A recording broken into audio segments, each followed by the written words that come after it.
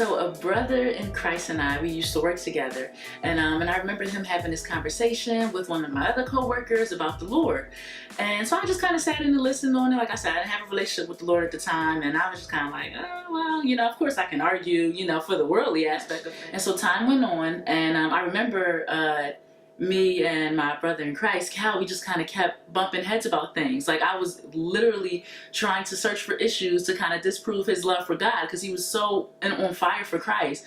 And so for me, it was just kind of like, why does he love the Lord so much? Like, I don't get it. I gotta find something. I gotta find something to prove this brother wrong. And so we would argue and argue and argue all the time. And in us talking, he would say, you know what? Come to this life group. He's like, come to this life group that I go to. And so I was like, okay. And then I had been in like this crazy relationship at the time. And so when everything kind of fell through, and it literally felt like the floor had kind of was ripped from under me, he asked me again. And I said, you know what? I don't have anything to lose. I felt like at the time I felt like I had already lost everything. So it was just like, oh, why not? I guess I lost everything as is. What more could happen to me? And so I went to life group, and at first it wasn't like a direct setting. They used to play flag football, and so he brought me to just to kind of see everybody, just to kind of hello, how you doing, to meet everybody first. So I went to the field to meet everyone, and I was like, okay, I'm gonna go.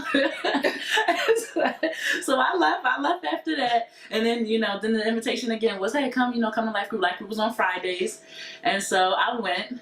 And I think that was all she wrote. So, I remember the day like it was yesterday, but it was really 3 months in going to life group, and then that's when Justin kind of did he just kind of gave the message of the gospel before we went into the life group lesson, and that was it. I was like, man, wow, this is crazy. God is real. So for me, life group started off as a suggestion, a recommendation to me based off of where I was at in my life. Life group as a great alternative and a great avenue for me to pursue my relationship with the Lord.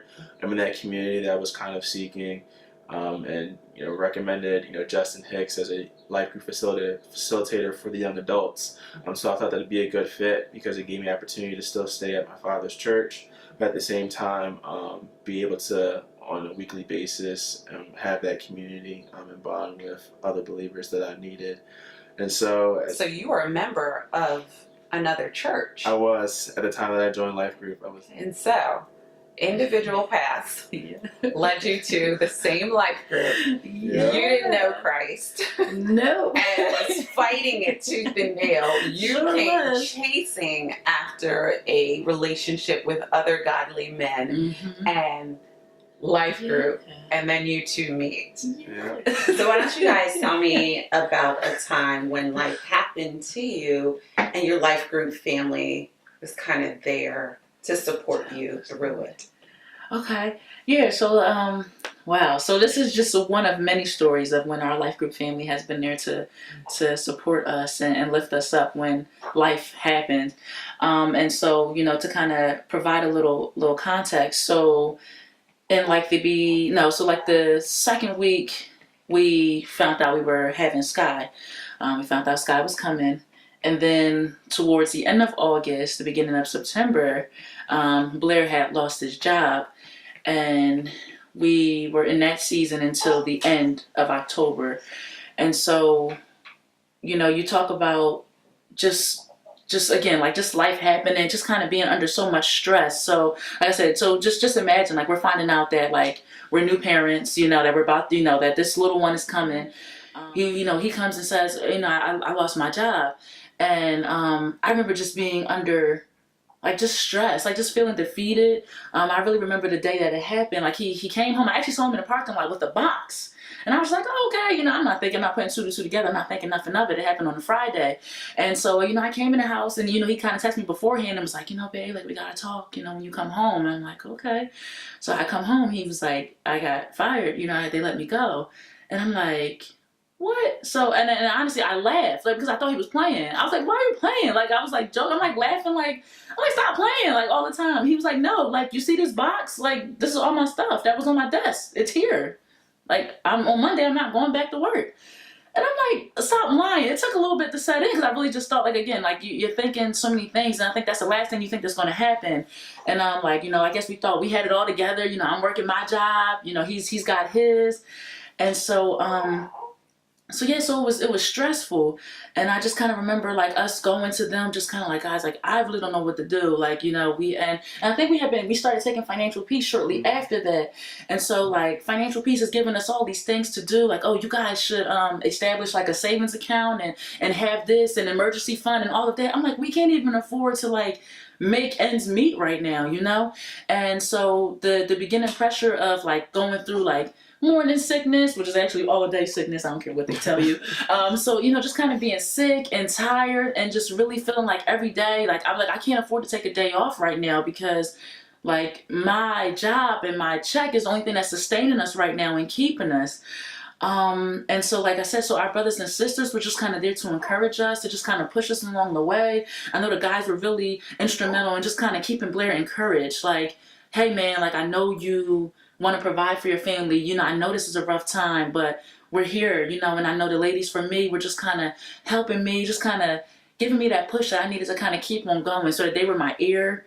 When I needed to vent, they were there to encourage me, to push me, to tell me things would be all right. So they were there to reiterate the faith that I kind of lost, honestly. Like I said, we hear about a job, losing a job. Practically, I don't see how 1 + 1 = 2.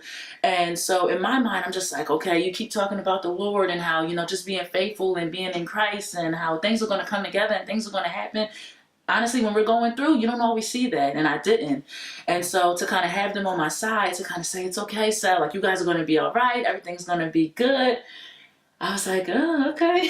I don't know if I necessarily believed them at the time, but I needed that, and they literally picked me up and helped me along the way. So I don't think we would have been able to get through that season without them.